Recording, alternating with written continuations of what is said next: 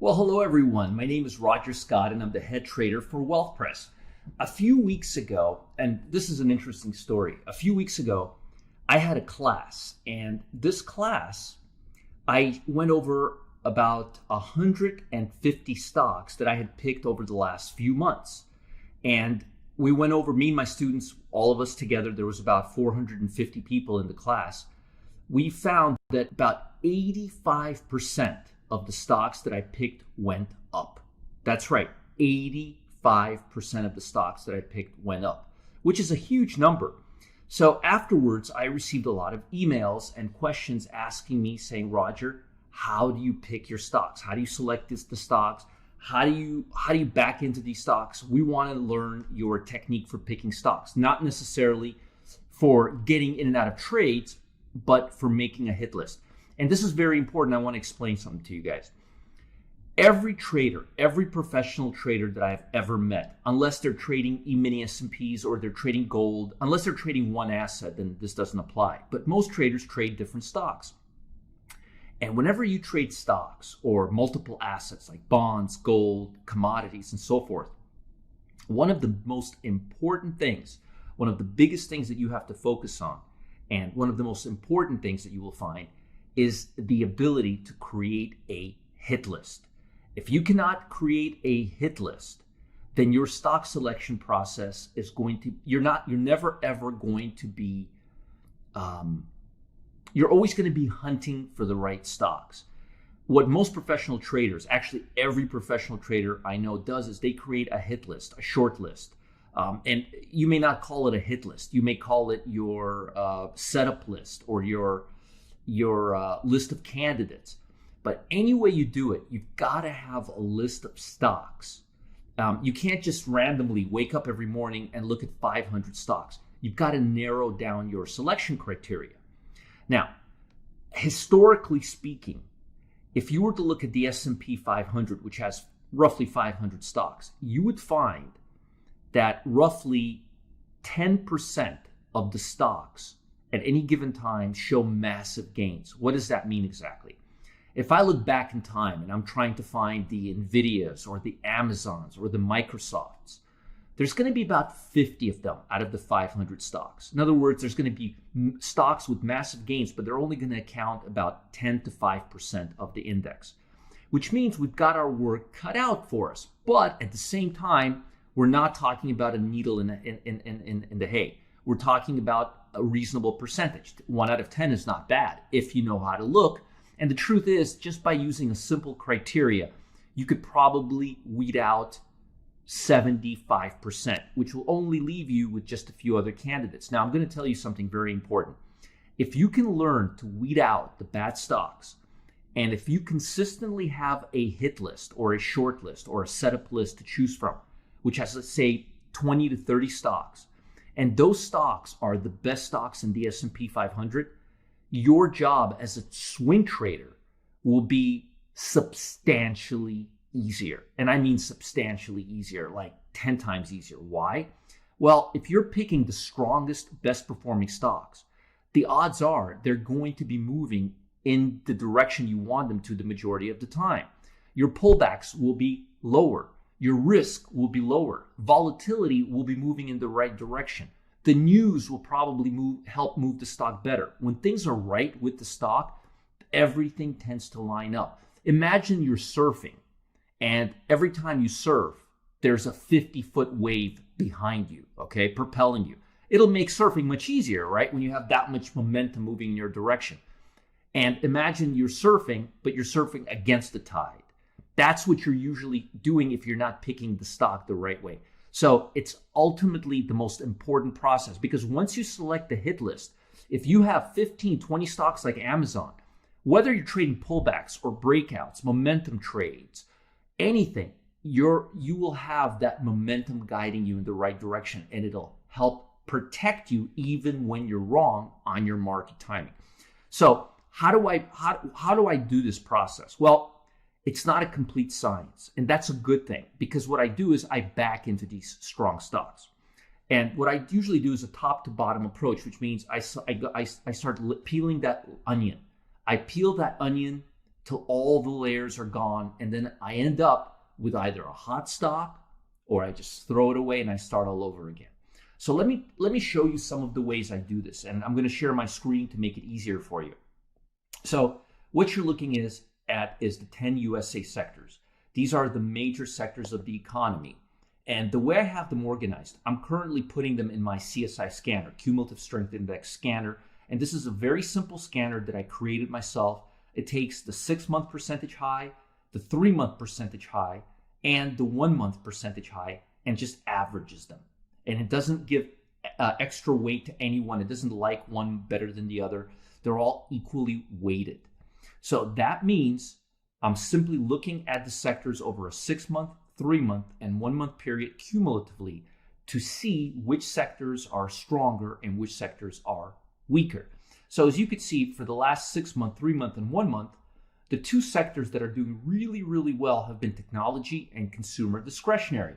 Materials and healthcare have been doing okay. I mean, they're positive, 9.46, 7.5, but I'll focus on the top. Now, one thing you have to keep in mind with technology and consumer discretionary stocks, there's a big overlap between consumer discretionary and technology stocks. So what we want to do is we want to find stock. You may have Apple, for example. Is Apple a consumer discretionary stock or is Apple a technology stock? You see what I'm saying? So the first thing we want to do is we want to know what stocks we should focus on. So today we're going to use this if we're buying and we're looking to buy because the market's trading above the 200-day moving average.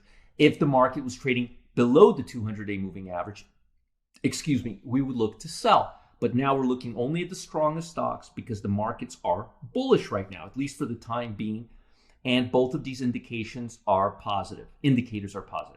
So let's now expand our horizon and look at stocks making 90-day price highs, because that's another way I find stocks, because now at least we know what stocks we want to look at so we can get some ideas.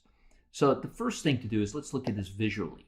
Now, all of these stocks are trending because they're all making 90-day highs. Now, we could see right now there's about 181 stocks meeting our criteria, which means the market is very, very bullish. If the market was choppy, there probably would be about 30 stocks. But there's 181 stocks making 90-day breakout and have an average daily volume of over 300,000 shares and are priced between $20 and $200. Let's actually expand this to $3,000 so we can catch those high flyers as well. Let's see if it increases our number.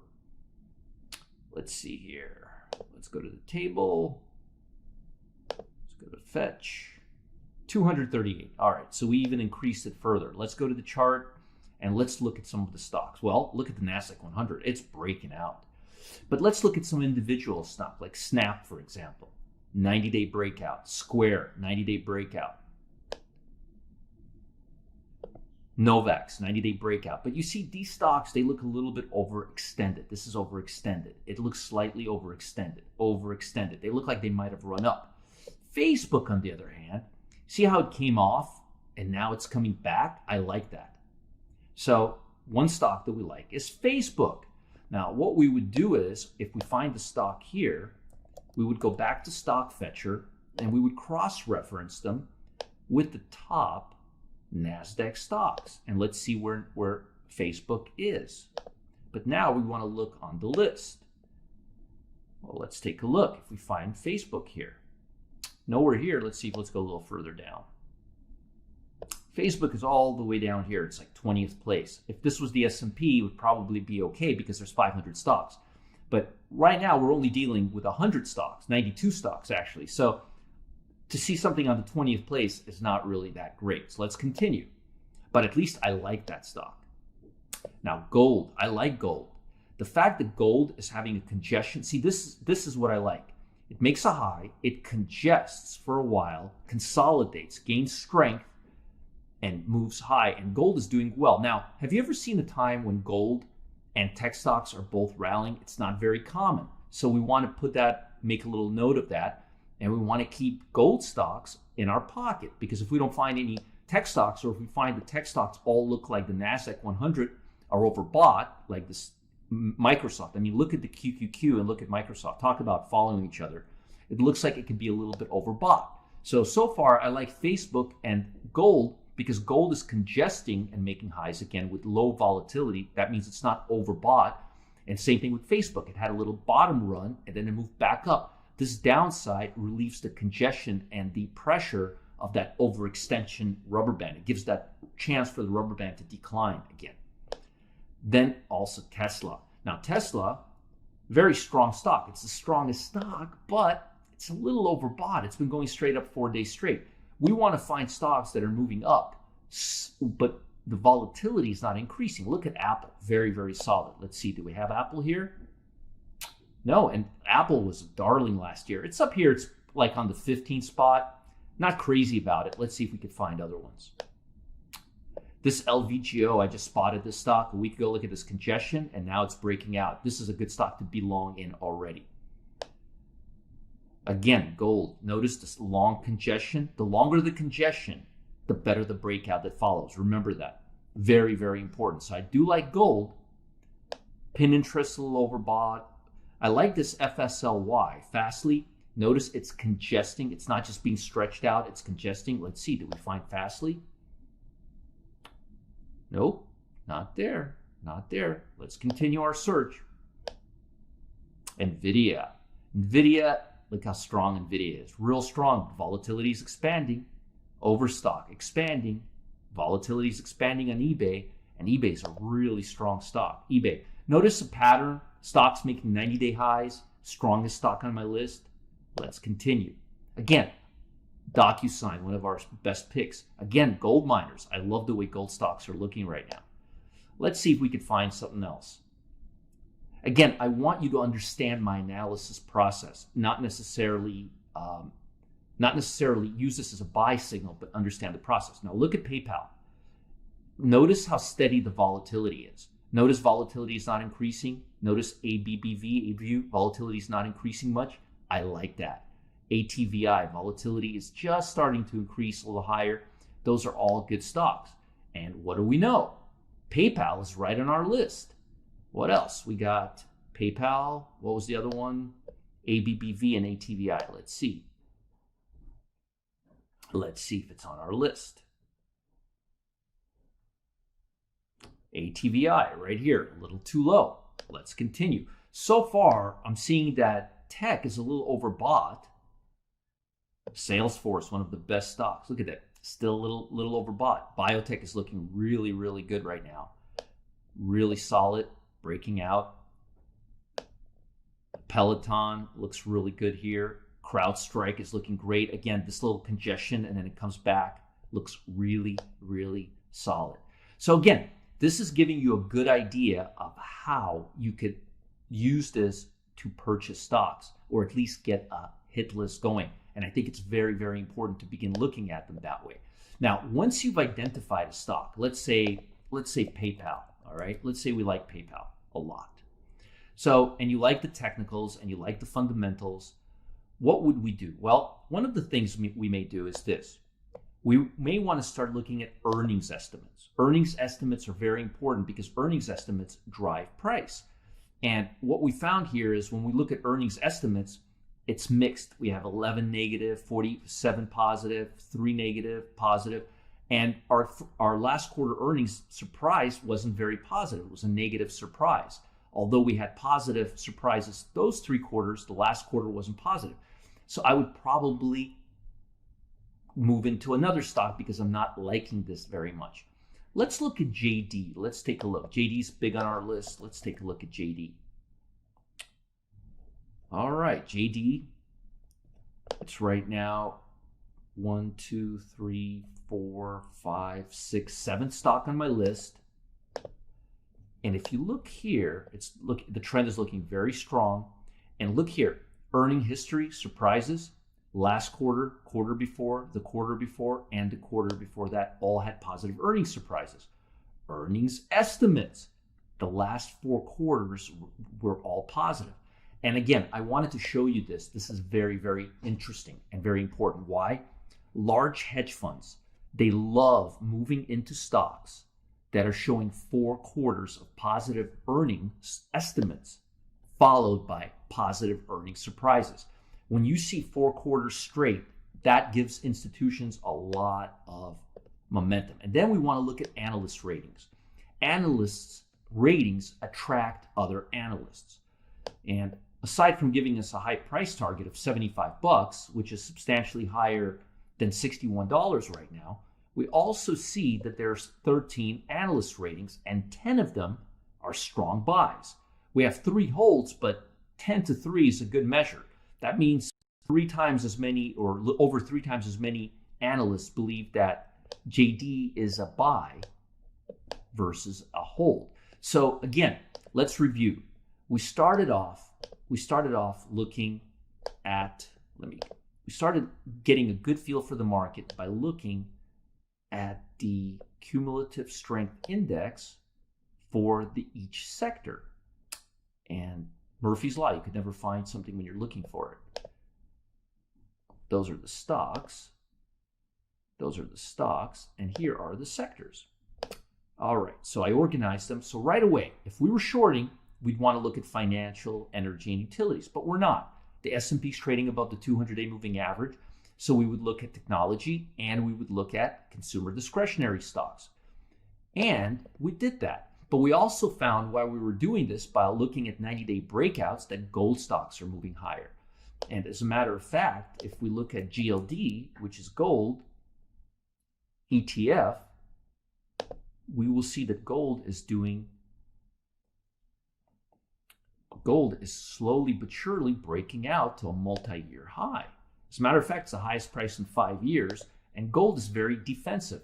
Look at this. We're reaching the highest momentum levels since 2013. So we've been congesting for several years, and now gold looks like it's moving up. Now, the fact that gold is moving up should give us a slight pause or should cause us to lower our exposure on the tech stocks, even though tech is the strongest sector right now. So we'll keep that in mind. Then we start going down the list, and in this case, we like JD. We looked at JD. We also would look at a 90-day breakout, and if you look at a JD, let me see if JD is making a 90-day breakout as well, just out of curiosity. We might have just not gotten to it fast enough. 1 second. Let's see here. Let's go to the cumulative strength index. Let's see if we could find JD somewhere here. Look at this, eBay, PayPal, all the stocks that are making highs, ABMD, NVIDIA, they're all making new highs. Let's see if we see JD here. We don't. Let's see if we see it in the NASDAQ list. Just want to see where JD is right now. Here it is. 1, 2, 3, 4, 5, 6, 7. So it's in the 10th percentile. So from doing this exercise, we found JD and we found PayPal, but PayPal didn't have numbers that great, as you could see here. They didn't have positive earning expectations and surprises over the last quarters, although they have crazy number of analysts following them. Look at this, 23 strong buys, but there's 4 holds and there's 3 moderate buys. But most importantly, if you look at earnings estimates, you will see that last quarter they underperformed. And you could see here their estimates and their performance was negative. We don't want that. But when you look at JD, you will see that they had 4 positive quarters of estimates and surprises, especially 261% surprise. That's very, very positive. So the key is to start with 90-day breakouts, back into the CSI scan, compare the fundamentals, compare the broker recommendations, and kind of doing it that way. It's very hard to just come up with a list of stocks from nowhere, but if you have a very, very simple, clean way of doing it, it becomes a process. And again, you could start with the CSI scan, you could start with the 90-day breakouts, but any way you look at it, it'll give you a cross-reference for finding the best stocks.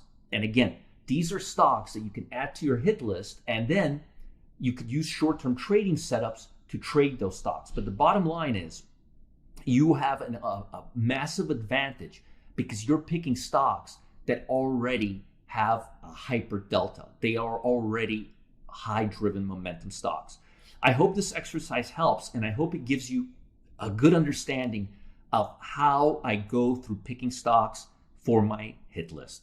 Hope it helps. Bye, everyone.